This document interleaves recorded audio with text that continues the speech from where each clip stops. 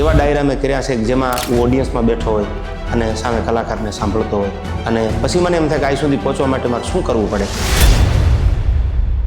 બાજુમાં બે વાળા ખરડા નીકળે ને દુનિયા સામે શું કામ બોલું છું? માલે તો મોહબ્બત છે, મારા અનુભવ છે જીવનમાં. તો રોનકભાઈ માં કદાચ બે આંહુડા પાડતી હશે પોતાના બાળકો માટે, તો પોતાના પરિવાર માટે બાપે બે આંસુ પીધા છે. સોનબાઈમાં એક ક્રાંતિકારી વિચારના ભગવતી હતા.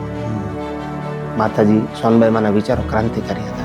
પણ હિન્દુ તરીકે હું એટલું તમને ચોક્કસ કહ્યું, નરેન્દ્ર મોદી ઉપર આપણને ગૌરવ થાય કે જે જગ્યા ઉપર રામનો જન્મ થયો અયોધ્યામાં, કે રામનું મંદિર તો એને મોરે મોરો દઈને બનાવી દીધું. એકલા કોઈ દી બાદ ન બને, મોરે મોરો, બાકાજીથી, આ શબ્દો તમે બોલ્યા પછી હવે આમ ટ્રેન્ડ બની ગયા. દરેક મિત્ર વર્તુળમાં આ શબ્દો એકબીજાને બધા કહેતા જ હોય.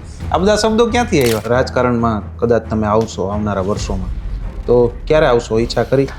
જો રાજકારણમાં રાજકોટવાસીનો પ્રેમ તો જબરજસ્ત છે યાર. રાજકોટમાં મારી ઘણી બધી જૂની યાદી છે હજી. એટલે ઝવેરચંદ કાલિદાસ મેઘાણી તો એક સૌરાષ્ટ્રનો એવો કવિ કે જેને હાવજનું બિરદ આપીએ, કે સિંહ જેવો કવિ, ખુમારી વાળો. મેં પણ જીવનમાં રોનકભાઈ એવા દિવસો જોયા છે કે ખીચામાં 200 રૂપિયા 500 રૂપિયા નો હોય.